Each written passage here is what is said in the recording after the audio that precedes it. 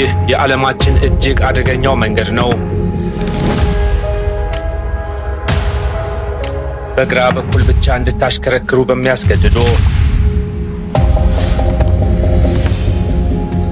ምንም አይነት መከላከያ አጥር በሌለውና በማንኛውም ቅጽበት መሬቱ ተደርምሶ ወደ 300 ሜትር ጥልቀት በሚወረውሮ በዚህ አስፈሪ መንገድ ላይ አሽከርካሪዎች እስከ መጨረሻው መዳረሻቸው ላፓዝ ከተማ ድረስ በሕይወታቸው ላይ እንዴት እንደሚወራረዱና ሳይንስ ያልተፈተኑትን የተፈጥሮ አደጋዎች ለማየት እስከ ቪዲዮ መጨረሻ አብሯችሁን ተጓዙ። ምክንያቱም በአማዞን ጥቅጥቅ ያለ ጉምና በአንዲስ ተራሮች መካከል የተሸሸጉ ተአምራዊ ምስጢሮች በሙሉ ትመለከታላችሁ። ጉዞአችንን ከመጀመራችን በፊት ግን ለቻናላችን አዲስ የሆናችሁ ሰብስክራይብ እና አዳዲስ ዶክመንተሪዎች እንዳያመልጦ የደወል ምልክቷን በመጫን ቤተሰብ ይሁኑ።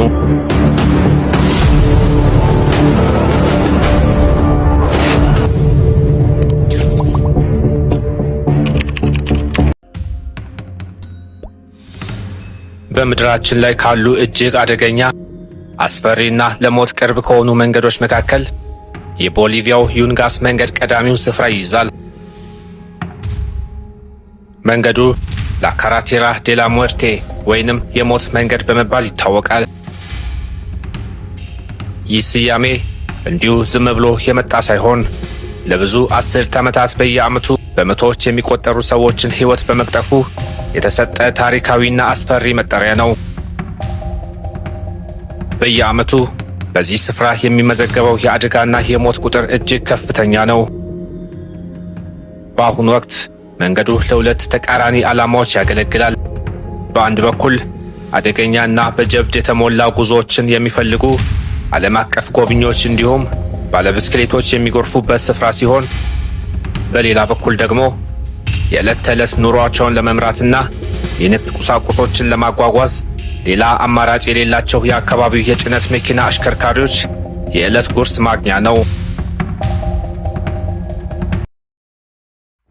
ለሁሉም ግን እዚህ መንገድ ላይ መገኘት ማለት በሕይወትና በሞት መካከል ያለች ቀጭን መስመር ላይ መራመድ ማለት ነው።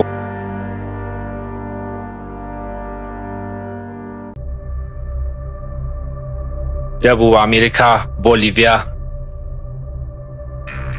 የዚህ አስደናቂ መንገድ መነሻ በፀሐያማው ክልል ዝቅተኛ ቦታ ላይ ከምትገኘውና ከባህር ጠለል በላይ በጥቂት 100 ሜትሮች ከፍታ ላይ ካለችው እስኪሚያስ ከተማ ነው።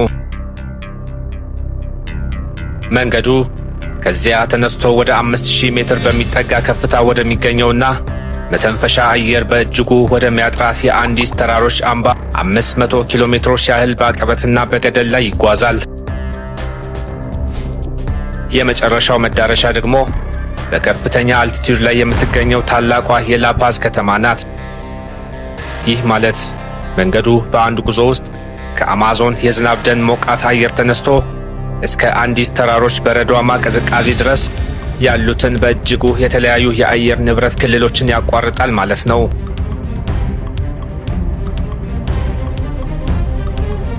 በዚህ የመንገድ መስመር ከፍተኛው ቦታ ላይ ላኩምብሬ የሚባለው የተራራ ማለፊያ ይገኛል።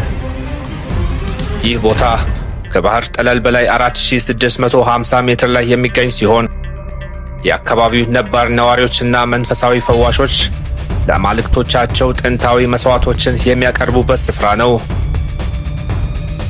ይህ ባህላዊ ስነ ስርዓት ከመንገዱ አደገኛነት ጋር በቀጥታ የተያያዘ ነው። አሽከርካሪዎች ወደዚህ ስፍራ ገደል ከመግባታቸው በፊት ከመንገዱ መናፍስት ጥበቃን ይለምናሉ። በጂኦግራፊያዊ እይታ መንገዶች ልክ እንደ ጥልቅ ጠባሳ በምድር አካል ላይ ተለጥፈውና ተተልትለው ይታያሉ።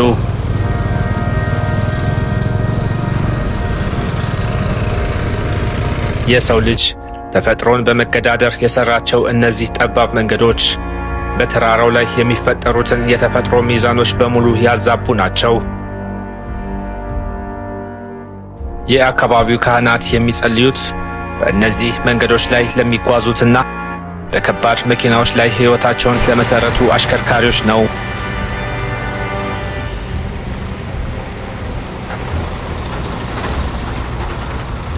ምክንያቱም እዚህ ቦታ ላይ የሚፈጠር ማንኛውም የቴክኒክ ስህተት ወይም የመሬት መንሸራተት በቀጥታ የሚያበቃው በቅጽበታዊ ሞት ነው።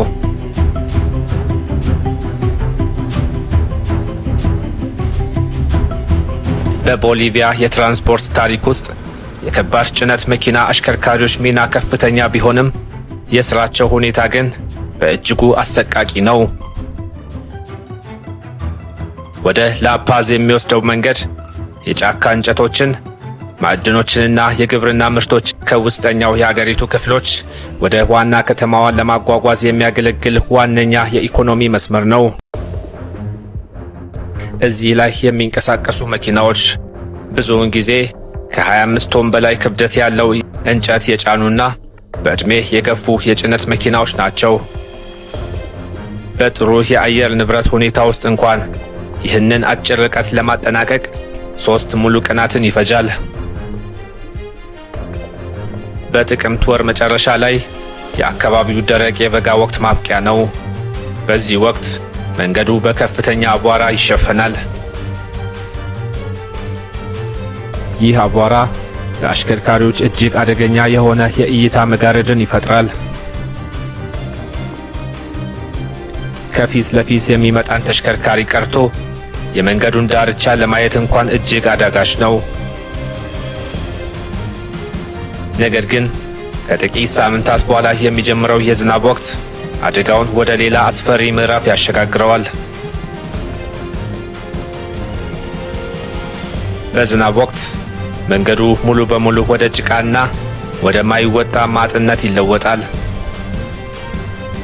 በዚያን ጊዜ ተሽከርካሪዎች መሬት የመያዝ ኃይላቸውን ሙሉ በሙሉ ያጣሉ። የመንገድ መንሸራተትም የዕለት ተዕለት ክስተት ይሆናል። የበጋው ወቅት የአቧራና የሙቀት ፈተና ቢኖረውም አሽከርካሪዎች መንገዱ ሳይዘጋ ርቀቱን በፍጥነት ለመሸፈን ሲሉ መኪናዎቻቸውን በከፍተኛ ፍጥነት ያሽከረክራሉ። ይሁን እንጂ በፍጥነት ማሽከርከር በራሱ በዚህ ጠባብ መንገድ ላይ ሌላው የሞት ግብዣ ነው። በመንገዱ ላይ ያሉ ድብቅ ወጥመዶች እንደ ድንገት የሚደረመሱ ድንጋዮችና ከስር የሚናዱ የመንገድ ዳርቻዎች በማንኛውም ቅጽበት መኪናን ወደ ገደል ሊከቱ ይችላሉ። በዚህ መንገድ ላይ በሚጓዙበት ጊዜ ለምንም አይነት ስህተት ሁለተኛ ዕድል የለም።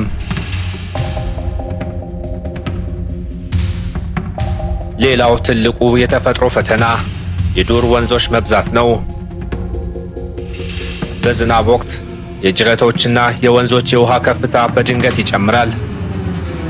አንድ የጭነት መኪና እነዚህን የውሃ ፍሰቶች በሚሻገርበት ጊዜ ውሃ በሞተሩ የአየር ማስገቢያ በኩል ወደ ሲሊንደሮች ውስጥ ከገባ ሃይድሮሎክ የሚባል የሞተር መበላሸት ይፈጠራል።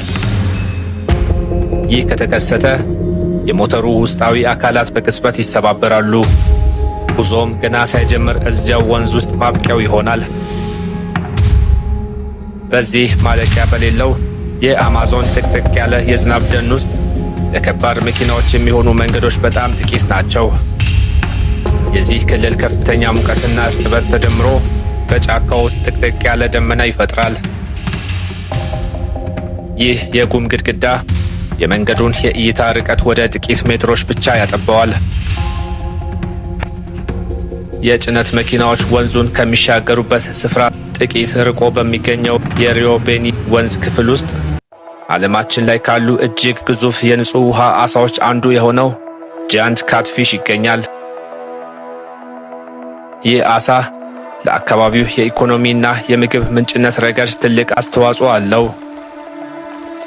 ይሁን እንጂ በአሁኑ ወቅት የዓለም የአየር ንብረት መዛባትና የድርቅ ወቅት መራዘም በሪዮ ቤኒ ወንዝ ስነ ሕይወት ላይ ከፍተኛ ጉዳት እያደረሰ ነው።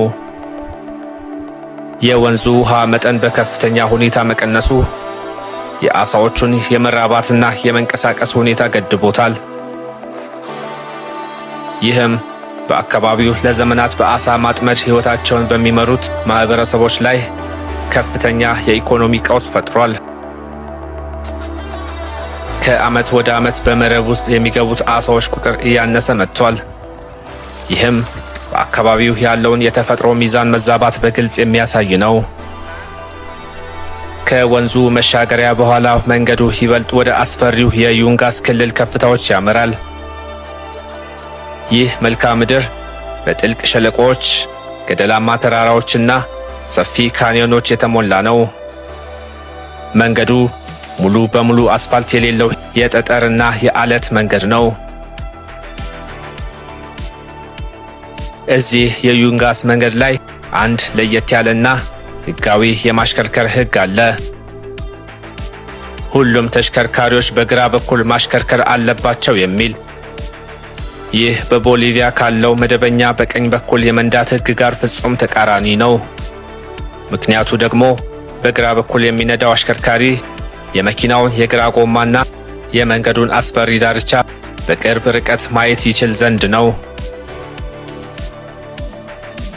ወደ ላይ የሚወጡ ከባድ ተሽከርካሪዎች ሁልጊዜም ቅድሚያ ይሰጣቸዋል። ምክንያቱም አቀበት ላይ ከቆሙ ድጋሚ መነሳት ስለማይችሉና ወደ ኋላ የመንሸራተት አደጋ ስለሚያጋጥማቸው ነው። የመንገዱ ስፋት በአብዛኛው 3 ሜትር ብቻ በመሆኑ አንድ የጭነት መኪና በአለቱ ግድግዳና በገደሉ ጫፍ መካከል ባለው ጥቂት ሳንቲሜትሮች ብቻ ነው የሚያልፈው። በዚህ መንገድ ላይ ምንም አይነት የብረት ወይም የኮንክሪት መከላከያ አጥሮች የሉም። የመንገዱ ዳርቻዎች የተሰሩት ድጋፍ ከሌለው የላላ አፈርና ድንጋይ በመሆኑ የመኪናው ክብደት ሲያርፍበት የመናድ ባህሪ አለው። ከፊት ለፊት ሌላ ተሽከርካሪ በሚመጣበት ጊዜ እርስ በርስ ለመተላለፍ የሚያስችሉ ቦታዎች በጣም ጥቂትና እጅግ የራቁ ናቸው። ወደ ኋላ ማሽከርከር ደግሞ በፍጹም የማይታሰብ አደገኛ አማራጭ ነው። መንገዱ ከፍ ባለ አለት ላይ የተሰራው ድማሚትን በመጠቀም አለቱን በመናድ ነው። በዚህ ምክንያት የመንገዱ የላይኛው የአለት ክፍል ሁልጊዜም የተሰነጠቀና የላላ በመሆኑ በማንኛውም ሰዓት ድንገተኛ የአለት መደርመስ ሊከሰት ይችላል። በአሁኑ ወቅት መንገዱን ለማስፋፋት የሚደረጉ የግንባታ ሥራዎች በራሳቸው ሌላ ፈተና ናቸው። ከባድ ማሽኖች መሬቱን በሚቧጥጡበት ጊዜ መንገዱ ለብዙ ሰዓታት ይዘጋል። መንገዱ እንደተከፈተ ደግሞ የጠፋውን ጊዜ ለማካካስ በሚደረግ የፍጥነት ውድድር ምክንያት እጅግ አሰቃቂ የሆኑ አደጋዎች በየቀኑ ይመዘገባሉ። የከፍታ ፍርሃት ላለባቸው ተጓዦች ይህ ጉዞ ከጭንቅላት በላይ የሆነ የስነ ልቦና ስቃይና ቅዠት ነው። በዚህ አስቸጋሪ መስመር ላይ የኮካ ቅጠል ንግድ ትልቁ የኢኮኖሚ አንቀሳቃሽ ኃይል ነው። በዩንጋስ የሚገኙ በሺዎች የሚቆጠሩ ገበሬዎች ሕይወታቸው የተመሰረተው በዚህ ተክል ላይ ነው።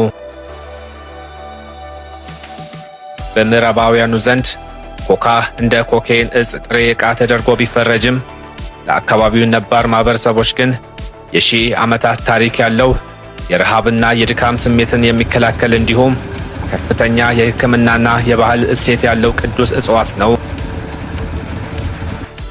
የኮካ ቅጠል ዋጋ ባለፉት ዓመታት በቦሊቪያ ውስጥ በከፍተኛ ሁኔታ ጨምሯል። ይህ የሆነው የሀገሪቱ የፖለቲካ መዋቅር ተክሉን ልክ እንደ ቡና እንደ መደበኛ የግብርና ምርት ዕውቅና በመስጠቱና በዓለም አቀፍ ደረጃ ያለውን የተሳሳተ ገጽታ ለመቀየር በመንቀሳቀሱ ነው። የተሰበሰቡት ቅጠሎች በሙሉ ደርቀውና ተጠቅልለው በዚህ በአደገኛው የሞት መንገድ በኩል ወደ ላፓዝ ትላልቅ ገበያዎች ይጓጓዛሉ። ከዩንጋስ ተራሮች በመቀጠል መንገዱ ወደ አልቲፕላኖ ከፍተኛ አምባ ይገባል። ይህ ስፍራ ከባህር ጠለል በላይ በአማካኝ 3750 ሜትር ከፍታ ላይ የሚገኝ ሲሆን በዓለማችን ላይ ከቲቤት በመቀጠል ሁለተኛው ትልቁ ከፍተኛ ስፍራ ነው። እዚህ ቦታ ላይ የአየር ግፊቱ እጅግ ከፍተኛ ከመሆኑ የተነሳ የኦክሲጅን መጠን በከፍተኛ ሁኔታ ይቀንሳል። ይህ የኦክሲጅን እጥረት በአሽከርካሪዎችና በተጓዦች ላይ አልቲቲዩድ ሲክነስ ወይም የተራራ በሽታን ያስከትላል። ምልክቶቹም ከባድ ራስ ምታት፣ ማዞር፣ የእይታ ብዥታና የትንፋሽ ማጠር ናቸው። ይህ ደግሞ አሽከርካሪዎች ትኩረታቸውን እንዲያጡና ፈጣን ውሳኔዎችን መውሰድ እንዳይችሉ በማድረግ ለአደጋዎች መፈጠር ትልቅ መንስኤ ይሆናል። ይህ የአልቲፕላኖ ክልል ከሺህ ዓመታት በፊት የታዋቂው የኢንካ ስልጣኔ ማዕከል እንደነበር ይነገራል። ኢንካዎች ወርቅና ሌሎች ውድ ማዕድናትን ለማጓጓዝ በእነዚህ ተራሮች ላይ የእግር መሄጃ መንገዶችን ቀርጸው ነበር። ዛሬ ተመራማሪዎችና የሳይክል አሽከርካሪዎች እነዚህን ጥንታዊ መንገዶች ለጥናትና ለስፖርት ይጠቀሙባቸዋል። ነገር ግን እዚህ ከፍተኛ ቦታ ላይ የአየር ንብረቱ እጅግ በጣም ተለዋዋጭ ነው። በደቂቃዎች ውስጥ የአየር ሙቀቱ በከፍተኛ ደረጃ ወደ በረዶነት ይወርዳል። በየዓመቱ በእነዚህ አስፈሪ ተራራማ መንገዶች ላይ የሚሞቱት የሰዎች ቁጥር በመቶዎች የሚቆጠር ነው። መረጃዎች እንደሚያሳዩት አደጋዎቹ በአብዛኛው የሚከሰቱት በመንገዱ ጂኦሜትሪ ወይም በመዋቅራዊ ድክመቶች ምክንያት ነው። ባለፉት ጥቂት አስርት ዓመታት ውስጥ የቦሊቪያ መንግሥት ለከባድ መኪናዎች የሚሆን አዲስና ደህንነቱ የተጠበቀ አማራጭ ማለፊያ መንገድ የገነባ ቢሆንም አሮጌው የሞት መንገድ ግን አሁንም ሙሉ በሙሉ አልተዘጋም። መንገዱ በአሁን ሰዓት ወደ ትልቅ የቱሪስት መስህብነት ተለውጧል። በየዓመቱ በ10 ሺዎች የሚቆጠሩ ዓለም አቀፍ የሳይክል አሽከርካሪዎች ይህንን አስፈሪ ቁልቁለት ለመጋፈጥ ይመጣሉ። ይሁን እንጂ የሳይክል ጉዞ በራሱ እጅግ ከፍተኛ የሕይወት አደጋ አለው። የጭነት መኪናዎች የመጨረሻ መዳረሻቸው ወደ ሆነው ወደ ላፓዝ ከተማ ሲቃረቡ አዲስ አይነት የከተማ መዋቅር ፈተና ይጠብቃቸዋል። ላፓዝ በዓለማችን ላይ እጅግ ከፍተኛ ቦታ ላይ የምትገኝ ሜጋ ከተማ ናት። የከተማዋ አቀማመጥ ልክ እንደ ጉድጓድ ሳህን ተራራማና እጅግ ጠባብ ነው። በከተማዋ ውስጥ ያሉት መንገዶች እጅግ ቁልቁለታማና ጠባብ በመሆናቸው የ25 ቶን ከባድ መኪናን በእነዚህ መንገዶች ላይ ማቆምም ሆነ ማዞር በእጅጉ አስቸጋሪ ነው። በቁጥር በዛ ያሉ ትናንሽ የሕዝብ ታክሲዎችና ሚኒባሶች ያለምንም የደህንነት ሥርዓት በየቦታው መቆማቸው በትራፊክ እንቅስቃሴው ላይ ከፍተኛ ትርምስን ይፈጥራል። ይህ የከተማ ትራፊክ ውጥረት ከቀናት ረጅም የተራራ ጉዞ ድካም ጋር ተዳምሮ በአሽከርካሪዎች ላይ ከፍተኛ የአእምሮና የአካል ዝለትን ያስከትላል። ጉዞው ሙሉ በሙሉ የሚያበቃው ከከተማዋ ዳርቻ ላይ በምትገኘውና የኢንዱስትሪ ማዕከል በሆነችው ኤል አልቶ ከተማ ውስጥ ባለው የእንጨት ማከማቻ ግቢ ውስጥ ነው። እዚህ ቦታ ላይ የጫኑት እንጨት በሰላምና በሰዓቱ ሲወርድ አሽከርካሪዎች በዓለም ላይ እጅግ አደገኛው የተፈጥሮና የሰው ሰራሽ ፈተና የተሞላበትን መንገድ በተሳካ ሁኔታ የማሸነፍ ታላቅ የድል ስሜት ይፈጥርባቸዋል። የሞት መንገድ በአንድ በኩል የሰው ልጅ ተፈጥሮን ለማሸነፍ ያደረገው ግትርነት መገለጫ ሲሆን፣ በሌላ በኩል ደግሞ ተፈጥሮ ሁልጊዜም የበላይ መሆኗን የምታሳይበት አስፈሪ መስታወት ነው። እያንዳንዱ እዚህ መንገድ ላይ የደረሰ አደጋና በሰላም የተጠናቀቀ ጉዞ የሕይወትን እውነተኛ ዋጋ ያስታውሰናል። ውድ የቻናላችን ቤተሰቦች፣ እርሶስ ሕይወቶን ለማቆየት ሲሉ እንደነዚህ አሽከርካሪዎች በዚህ አይነት መንገድ ላይ ለመጓዝ ይደፍራሉ?